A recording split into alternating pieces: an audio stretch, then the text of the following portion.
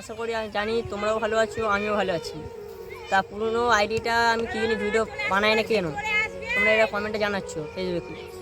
তা আমি বলতে চাইছি আমার এই নতুন পুরোনো চ্যানেলটা হ্যাক হয়ে গেছে। পুরোনো চ্যানেলটা তা কে হ্যাক করেছে আমরা কেউ জানি না।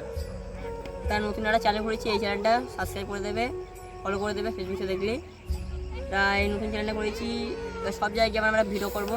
যেমন আগের আমার ভিডিও হতো, এটা আমার ভিডিও হবে। তা এই চ্যানেলটা তোমরা সাপোর্ট দেবে, ভালোবাসা দেবে।